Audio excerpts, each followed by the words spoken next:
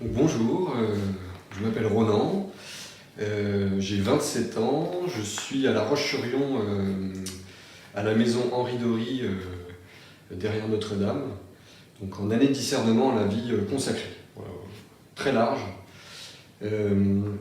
Donc vous m'avez peut-être croisé, on servait la messe hors confinement à Saint-Louis, souvent le soir. Donc voilà, donc on m'a demandé de témoigner ce soir. Donc, comment Jésus est entré dans ma vie. Moi j'aime bien dire que j'ai eu une reconversion il y a maintenant 4 ans et demi. On va dire où j'ai eu un vrai déclic de la foi. Maintenant en fait en relisant sa vie on se rend compte que Jésus était présent depuis le début en fait, enfin, de manière un peu cachée. Et voilà, donc je vais raconter des choses en relisant, j'y vois la présence de Dieu, mais j'en avais pas forcément conscience avant. Voilà. Donc moi je viens d'une famille que je considère aimante. Voilà, on était 4 frères et sœurs, une sœur jumelle. Voilà, la famille avec beaucoup de cousins. Donc j'ai vécu des grandes fêtes de famille, voilà, Noël, Pâques. Donc je considère que déjà j'étais dans une culture chrétienne. Voilà, on vivait la culture chrétienne à travers ces fêtes, à travers la famille. Voilà, j'allais à la messe le dimanche. Par contre, je ne vivais pas du tout ma foi. On m'a pas appris à vivre ma foi durant la semaine. Il y a eu le dimanche et puis en fait c'est tout. Voilà, moi j'ai quand même eu le baptême, voilà. Baptême, communion, confirmation. Voilà, mais tout ça je l'ai vécu de manière voilà, un peu extérieure. Voilà, dans mon enfance, il y a aussi eu, avec relecture, j'ai vécu des beaux moments à Lourdes, en famille. Après, j'avais même été brancardier. Donc ça, c'est des belles expériences qui marquent pour la suite. J'ai fait du scoutisme aussi pendant 9 ans. Donc ça, c'est pareil, hein, j'ai vécu le scoutisme comme une belle aventure de vie. C'est un peu un début de vie communautaire. On apprend à avoir d'autres personnalités que celle de sa famille. Mais voilà, encore une fois, je n'ai pas vécu ça. Toujours ce regard extérieur sur tout ce qui était prière, tout ce qui était religion, qui était là, en fait c'était naturel, c'était là, mais voilà, je me posais pas beaucoup de questions sur ça. Voilà, en lisant ma vie aussi, je voyais qu'il y a quelques lectures qui m'ont marqué étant petit, et qui s'est revenu avec force plus tard, mais il y avait vous savez, les chercheurs de Dieu, les bandes dessinées. Voilà, il y a des personnages comme Charles de Foucault, comme Padre Pio. Voilà, ça c'est des bandes dessinées, je me souviens qu'on avait ça. Et ça a l'air de rien, mais c'est vrai que quand on est petit, qu'on lit leur histoire quand même, bon, ça interroge. Voilà, c'est des choses qui sont en filigrane derrière. Voilà. Après, donc, quand j'arrive à l'adolescence, on doit dire qu'il faut passer d'une foi d'enfant voilà, naturelle, mais à une foi plus travaillée. Et en fait, c'est là où moi, j'ai pas du tout pris le pli. J'ai toujours été quelqu'un d'un peu torturé. Je suis quelqu'un qui se pose beaucoup de questions. Depuis tout petit, moi, je me pose des questions sur le sens de la vie, je me souviens, depuis que j'ai 8 ans, quand j'avais 8 ans, je pensais déjà à la mort, à l'éternité. J'étais quelqu'un d'un peu angoissé, moi, sur ces questions-là. Mais voilà, sans réussir à ancrer, à chercher les réponses dans la religion catholique. Même si je savais les réponses, je savais quel était le message évangélique. Mais voilà, j'ai pas réussi à me raccrocher à ça à l'adolescence, en fait. Donc voilà, moi j'ai rapidement eu on va dire une perte de l'innocence et de la simplicité de l'enfant. Voilà, j'ai continué une pratique extérieure, effectivement. J'ai continué à aller le dimanche à la messe, j'ai continué le scoutisme jusqu'au lycée. Mais voilà, toujours avec ce regard extérieur. Et puis c'est pas quelque chose que j'assumais après au lycée dans un contexte beaucoup moins croyant. Voilà, j'allais pas crier sur les toits que j'étais catho et bon, c'était voilà, il y avait un peu la foi à la messe le dimanche et puis ma vie qui commençait un peu à voilà le péché aussi qui rentrait dans ma vie à l'adolescence, un peu plus fortement on va dire, le sens de la vie que je voyais de moins en moins. Donc moi j'étais un peu sur une pente descendante à l'adolescence. Des questions que j'ai laissées aussi en suspens. J'ai pas pu parler de certaines choses voilà, aux bonnes personnes. Et bon, c'est vrai que j'ai laissé ces questions en suspens. Donc j'ai continué dans la vie. Et puis le problème, c'est que les questions qu'on laisse en suspens, elles me rattrapent. Donc voilà, absence de prière au quotidien, absence totale de projection dans sa vie sous le regard de Dieu. On m'avait pas appris moi à me projeter sous le regard de Dieu. Qu'est-ce que je veux faire dans la vie comme boulot, mais je me suis jamais demandé, et puis on m'a jamais demandé de me demander qu'est-ce que le Seigneur veut pour toi, quoi. Ça, c'est des questions qui me venaient pas, j'étais pas du tout dans cette optique-là. Donc voilà, vraiment avec des questions, un problème de sens, je ne trouvais pas le sens dans ma vie, mais en même temps je me posais pas les bonnes questions et je rattachais pas ça à la foi, voilà, j'arrivais pas à lier les deux. Que je me perde pas. Bon voilà, donc à partir du lycée, voilà, un peu un ancrage dans le péché. Je rentre pas dans les détails, mais doucement mais sûrement, je me suis un peu perdu. J'ai pas du tout eu l'habitude de la confession, donc ça m'a pas forcément aidé. J'ai eu des amis qui m'ont pas tiré vers le bas, mais qui m'ont pas non plus tiré vers le haut, en tout cas dans toutes les choses de Dieu. Voilà, je pense qu'on avançait tous au même rythme, on était tous... voilà, personne n'emmenait les autres avec un étendard, on ne s'est pas tiré vers le haut, en tout cas dans toutes les choses, dans tout ce qui est choses de Dieu. Mais voilà, mais en tout cas, j'ai pas eu des amis qui m'ont tiré vers le bas non plus, donc ça c'est déjà bien. Voilà, malgré tout l'amitié, la famille, c'est des choses importantes, même si on glisse un peu dans le péché, même si on perd un peu pied dans sa vie, voilà, la famille et les amis sont restés très importants pour moi, et avec du recul, je me dis heureusement qu'ils étaient là.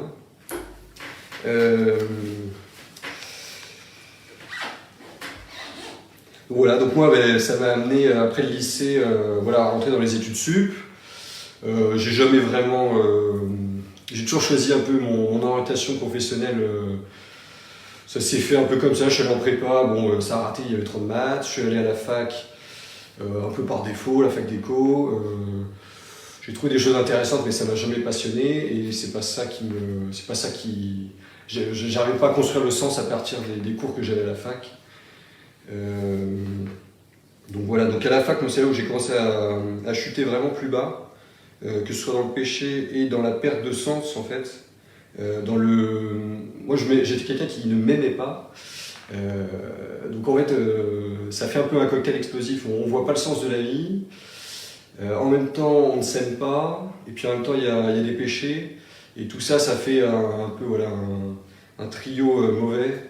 Et puis si on a rencontré personne pour en parler, pour sortir de ça, voilà, ça peut être compliqué. Donc voilà, j'en suis venu quand même au point, jamais très sérieusement, mais j'en suis quand même venu au point à penser à la mort en me demandant quand même si c'était pas plus simple, voilà, parce que j'avais tellement une image dégradée de moi-même que... et puis en même temps, comme il y avait une façade où tout le monde pensait que j'allais bien, et puis en fait, ça allait pas bien. Donc la façade fait aussi des choses pas très bonnes dans la vie, et quand vous sentez un peu une dichotomie, quoi, c'est pas de la schizophrénie, mais bon, c'est pas bon, quoi. Mais voilà, mais j'y ai pas pensé sérieusement parce que j'avais une famille trop aimante et des amis super, voilà. Et puis j'avais quand même des amis qui m'ont gardé dans des événements catho malgré tout, qui m'emmenaient à l'Emmanuel. J'ai souvenir de veillées d'adoration, de week-ends, voilà, et puis même en dehors des trucs catho, des événements comme tous les jeunes, très sympas. Voilà. Et donc il y a un jour quand même, je suis allé, alors je sais pas pourquoi d'ailleurs, mais je dirais que c'est la main du Seigneur, mais donc je suis allé à l'adoration à Saint-Nicolas à Nantes, un soir de ma propre initiative, tout seul. Je pense que là j'avais un peu touché le fond. C'est là où j'ai fait même avant ça, je commençais à faire de belles prières où je priais, c'est étonnant parce que je savais le message catholique, je savais que c'était un message d'amour, je savais qu'il y avait quelque chose à chercher là, et que si j'avais la foi dans cette religion, tout irait bien. C'était un peu ça. Mais j'arrivais pas à avoir le déclic de la foi. Moi, mes parents m'avaient éduqué pour que je croie, entre guillemets. Je suis né dans un milieu catho, donc j'étais catho, mais ça me plaisait pas, j'arrivais pas à croire librement. Donc voilà, donc je cherchais quand même Dieu. Et donc je suis quand même allé un soir, donc j'avais quand même déjà des prières où j'ai appris à pleurer dans ma prière. Je pense que c'est des belles prières qu'on fait dans ces moments-là. Et pourtant je croyais pas, c'est un peu paradoxal. Donc je suis allé à une veillée d'adoration et là il y avait un prêtre donc, qui confessait. Et donc ça a été un peu un début on va dire, de résurrection. À partir de cette confession, où là j'ai vraiment pu dire ce que j'avais sur le cœur. Je ne m'étais pas confessé comme ça, en fait, je m'étais confessé quand même durant les années passées, mais je n'avais pas abordé les vrais sujets. Et donc ce prêtre m'a proposé en plus de m'accompagner, parce qu'il a bien vu que j'étais un peu au bout du rouleau. Et donc j'ai mis 3 mois à le rappeler, j'ai eu un peu de combat, et donc je l'ai vu une première fois, c'était avant l'été, donc il y a 4 ans et demi. Et juste de pouvoir parler, de pouvoir commencer à relire sa vie, ça débloque des choses. Et puis après, donc j'ai eu... tout s'est enchaîné rapidement, j'ai eu un camp scout extraordinaire, où j'étais chef assistant, je rejoignais une troupe que je n'avais pas suivie durant l'année, avec des chefs tellement motivés et tellement bons dans ce qu'ils faisaient, que moi je me suis dit, je vais vivre ce camp scout en tant que serviteur inutile. Donc j'y suis allé vraiment comme ça, en me disant je ferai la vaisselle s'il faut faire la vaisselle. Et en fait c'était extraordinaire, un camp scout extraordinaire. On s'est donné à fond. Je pense que déjà apprendre à se donner, ça c'est quelque chose qui revalorise. On se trouve des talents aussi dans ce genre d'événements. Et puis après je suis parti au JMJ, je suis parti avant la fin du camp, j'ai eu un jour de pause et je suis parti au JMJ de Pologne. JMJ de Pologne où quelqu'un m'avait tanné pour que j'y aille, moi je voulais pas y aller parce que j'avais fait les JMJ de Madrid qui m'avaient pas trop plu. J'y étais allé, j'avais 18 ans, c'était un peu la période Voisson, c'était pas la bonne période pour moi. Et donc là j'y allais avec plus de recul, plus de vraies recherches, de vraies questions, vraiment l'envie de comprendre le sens de la vie, vraiment de décider oui ou non si je peux croire en tout ce que proposait la religion catholique. Et donc je suis allé au JMJ comme ça, avec le groupe de l'Emmanuel, et on était tout un quart, mais on était 5-6 à être vraiment dans mon cas un peu plus âgé, peut-être un peu plus mature et à vouloir vraiment en découdre. Et donc on a vécu des JMJ extraordinaires. Moi j'ai embêté dans toutes les conférences les prêtres qui disaient qu'on pouvait prouver l'existence de Dieu ou des choses comme ça. Voilà, je me souviens avoir posé des questions en anglais à des prêtres en pleine conférence au JMJ, voilà, sur comment je peux croire alors que on m'a élevé là-dedans et du coup comment être libre par rapport à ça, quoi. Donc aucune réponse m'a vraiment satisfaite. Et il y a quand même un prêtre qui m'a dit un jour au JMJ, il y a des gens qui ont l'évidence sous leurs yeux parfois toute leur vie et qui ne croiront jamais. Je ne sais pas pourquoi cette phrase moi m'avait quand même marqué. Voilà, parce que j'avais vu sans doute des vies de saints, j'avais vu des choses extraordinaires dans les vies de saints, et je ne sais pas pourquoi je me disais, mais il y a tellement de témoignages extraordinaires, comment ça se fait que je doute autant, quoi. Donc ça avait fait un petit chemin déjà.